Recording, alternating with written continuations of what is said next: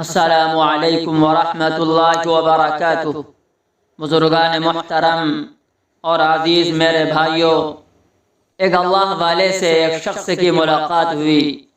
کہا کہ آپ میرے لیے دعا کریں، مجھے اللہ تعالی خوش و خرم والی زندگی دے۔ تو اس اللہ والے نے کہا کیا تیری ماں زندہ ہے؟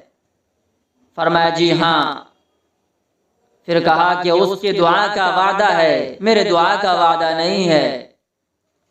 نماز کے بعد اگر حقوق پر بات کرو تو ماں باپ کا معاملات وہ ہے جن سے ہم غافل ہیں۔ پیسے ہم نے جمع کر رکھے ہیں، کیوں؟ حج کروں گا۔ اچھا حج ہو گیا پھر قبول نہ ہوا، پھر کیا کرو گے؟ ضائع ہو گیا۔ آؤ گھر میں بیٹھا ہوا ایک حج اور عمرے کا ثواب ملے گا جو قبول ہے۔ کہا وہ کون سا ہے؟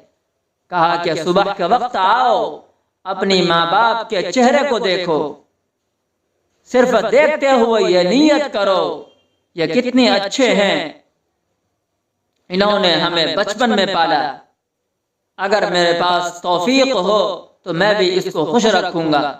یہ صرف نیت کرو۔ فرمائے ایک حج اور عمرے کا ثواب ملے گا، وہ بھی قبول والا۔ قبول حج اور عمرے کا ثواب اللہ تعالی دے گا۔ آج ہم کہاں ہیں؟ آج ہم کہاں بیٹھے ہوئے ہیں؟ ہمارا معاملات والدین کے ساتھ کیسا ہے؟ آج ہم اپنی ماں سے اونچی آواز سے بات کرتے ہیں تو قرآن کہتا ہے وَلَا تَنْهَرْهُمَا، ماں باپ سے اونچی آواز میں بات نہیں کرنا۔ اونچی آواز میں بات کرنا بڑی بات ہے۔ اچھا اونچی آواز میں بات نہ کروں تو کیا دل میں اس کے خلاف بولو؟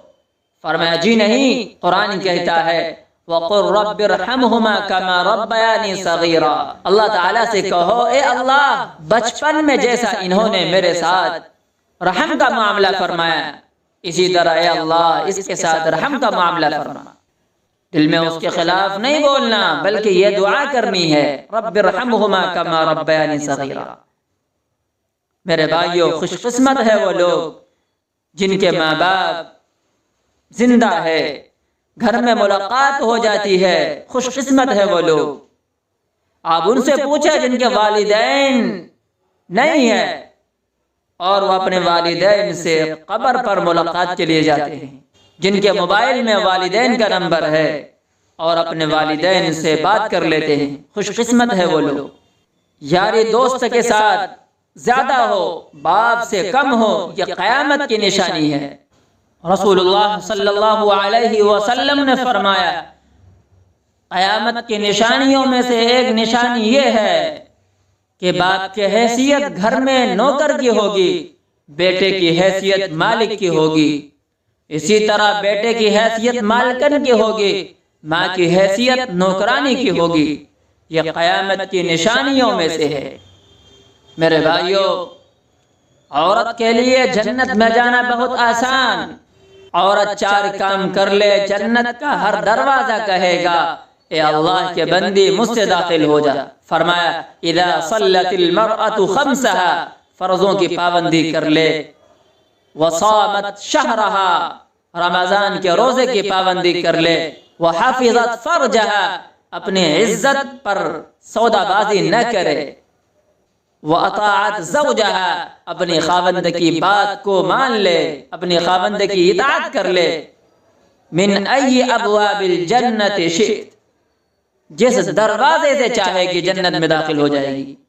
اِذَا صَلَّتِ الْمَرْأَةُ خَمْسَهَا وَصَامَتْ شَهْرَهَا وَحَفِظَتْ فَرْجَهَا وَأَطَاعَتْ زَوْجَهَا مِنْ أَيِّ أَبْوَابِ الْجَنَّةِ شِئْتَ، فرضوں کی پابندی کر لے، رمضان کے روزے کی پابندی کر لے، اپنی عزت کی سودا نہ کرے، اپنے خاوند کی اطاعت کر لے، جس دروازے سے چاہے گی وہ جنت میں داخل ہو جائے گی۔ کتنا آسان ہے جنت میں جانا۔